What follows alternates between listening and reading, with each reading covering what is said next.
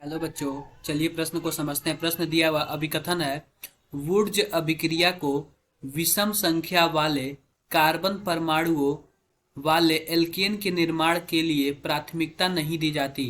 कारण कुछ इस प्रकार दिया हुआ है, वुड्ज अभिक्रिया के माध्यम से विषम संख्या वाले कार्बन परमाणुओं के साथ एल्केनों को निर्मित करना संभव नहीं होता। तो आओ बच्चों, सबसे पहले प्रश्न की मुख्य अवधारणा समझते हैं कि प्रश्न की मुख्य अवधारणा क्या है। लिखते हैं यहाँ पे मुख्य अवधारणा। तो बच्चों, मुख्य अवधारणा में हम क्या लिखेंगे कि मुख्य अवधारणा में हम वुड्ज अभिक्रिया के बारे में लिखेंगे। लिखते हैं यहाँ पे वुड्ज अभिक्रिया।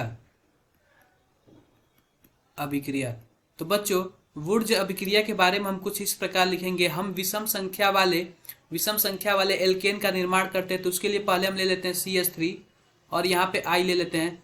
फिर हम क्या करते हैं कि यहाँ पे सोडियम ले लेते हैं, सोडियम। और फिर इसमें क्या होता है कि इसमें C2H5 ले लेते हैं, क्योंकि हमें विषम संख्या का कार्बन एल्केन बनाना है। अब इसमें क्या होता है, ड्राई ईथर यानी शुष्क ईथर होता है।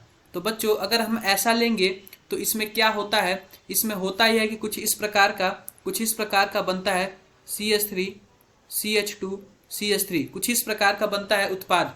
बच्चों, ये तो बना ही, लेकिन अगर यहाँ पे मेथेन और मेथेन हम लिख देते हैं, यहाँ पे मेथिल आयोडाइड है, मेथिल आयोडाइड। और ये क्या है, एथिल आयोडाइड, एथिल आयोडाइड है। तो बच्चों, अगर मेथिल और मेथिल केवल मिल गए तो कुछ इस प्रकार के उत्पाद बनाएंगे, CH3 और CH3 यहाँ पे प्लस कर दे रहे हैं।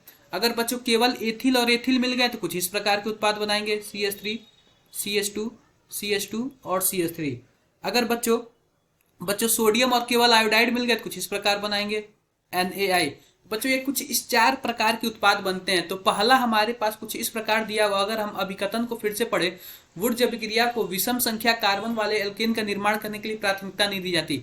बच्चों, अगर मानते हैं कि हमें विषम संख्या वाले कार्बन वाले को उत्पाद करना केवल हमें इसका उत्पाद करना है, तो हमारे पास ये जो एथेन होता है, प्रोपेन हमें बनाना है, तो हमें एथेन और ये ब्यूटेन होता है, यह सह उत्पाद के रूप में प्राप्त होता है, बाई प्रोडक्ट के रूप में प्राप्त होता है। तो इसलिए बच्चों, इसको प्राथमिकता नहीं दी जाती। इसलिए यह कथन बिल्कुल भी सही है। बात करें बच्चों कारण का, तो वुड्ज अभिक्रिया के माध्यम से विषम संख्या वाले कार्बन परमाणुओं के साथ एल्केनों का निर्मित करना संभव नहीं है। बच्चों, संभव है तभी यहाँ पे क्या बना है, प्रोपेन बना है।